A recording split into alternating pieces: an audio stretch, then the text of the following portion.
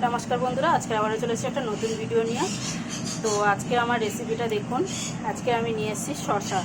तो एखाने देखुन बुड़ो बुड़ो शशा, माने खूब एकटा बुड़ो ना आबार खूब एकटा कचि ना, एकदम माझारी हालका दाना हयेछे। आर एकटा तो पुरोपुरि एकदम दाना हये गेछे बड़ो बड़ो मोटा मोटा। तो एखाने माझारी साइजेर आमी शशा नियेछि। एखाने हाफ किलो मतो शशा आछे और एखाने आछे 150 ग्राम चिंगड़ी माछ, छोटो छोटो चिंगड़ी। भालो करे छोटो चिंगड़ी पाচ্ছি না आजकल, তাই যতটুকুনি পেয়েছি নিয়ে এসেছি। তো এখানে একটুখানি পরিষ্কার করে নিয়েছি। এখানে টমেটো, পেঁয়াজ, কাঁচা লঙ্কা আর হালকা একটু আদা রসুনের পেস্ট এটা নিয়েছি। তো চলুন সবার আগে রান্নাটা বসাই। আজকের আমি শশা চিংড়ি বানাবো একদম সহজভাবে ঘরোয়া মশলা দিয়ে। সবসময় তো ঘরে সব রকম মশলা বা সব রকম তো প্রেজেন্ট মানে থাকে না ঘরে, সবসময় রান্নার জন্য রেডি হয় না। এখানে শুকনো লঙ্কা, তেজপাতা আর কালো জিরে দিয়ে দিলাম। এখানে দিয়ে দিলাম পেঁয়াজ। পেঁয়াজ আর চিংড়ি মাছটাকে একসাথেই আমি ভেজে নেব। চিংড়ি মাছটাকে আর আলাদা করে ভেজে তুলে রাখার কোনো দরকার নেই। একসাথে এইভাবে ভেজে রান্না করলে চিংড়ির টেস্টটা কিন্তু দ্বিগুণ বেড়ে যায় আমার মতে, আর টাইমও কম লাগে আর চটপট রান্না হয়ে যায়।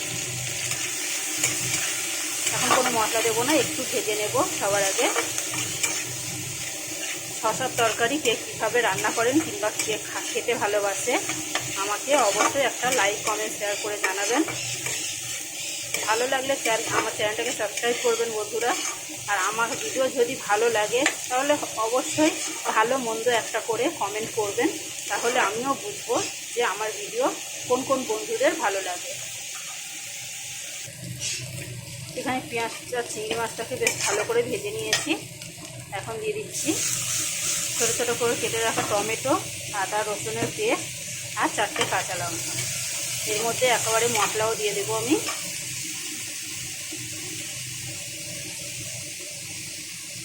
দিয়ে দিলাম টেস্ট অনুযায়ী নুন,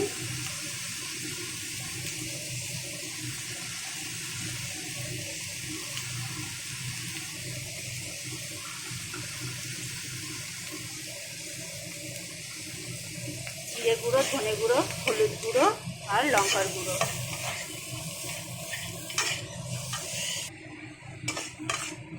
এখানে মশলাটাতে সামান্য একটু জল দিয়ে আমি ভালো করে মশলাটাকে কষিয়ে নিয়েছি। দেখুন কত সুন্দর।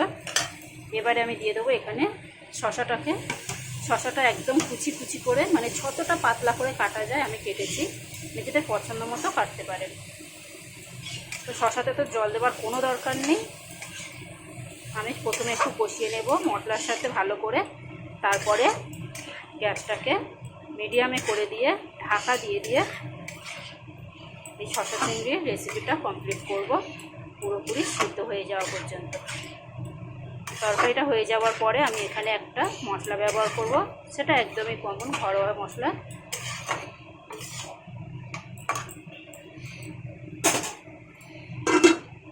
এই যে এখানে শিল নিয়েছি, 1 চামচ নিয়েছি কালো সর্ষে আর একটা কাঁচা লঙ্কা। এটাকে আমি বেটে নেব।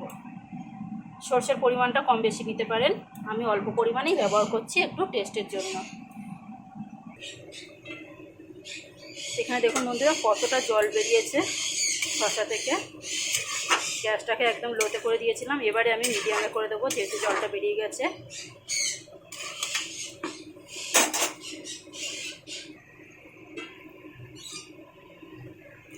এই দেখুন আমার শসা চিংড়িটা একদম কমপ্লিট, জল পুরো শুকিয়ে গেছে। আমি এরকমই রাখবো, একটু মাখা মাখা, একটু রসালো রসালো। চাইলে নিজেরা একদম পুরোপুরি শুকনো করতে পারেন। এবারে আমি নামিয়ে নেব। নামিয়ে নেবার আগে সর্ষে বাটাটা আমি দিয়ে দিলাম, দিয়ে গ্যাসটাকে বাড়িয়ে দিলাম। এবার 1 মিনিট ভালো করে একটু নাড়াচাড়া করে নেব। তো আজকের ভিডিওটা কেমন লাগলো বন্ধুরা আমাকে অবশ্যই কিন্তু একটা লাইক, কমেন্ট করে জানাবেন।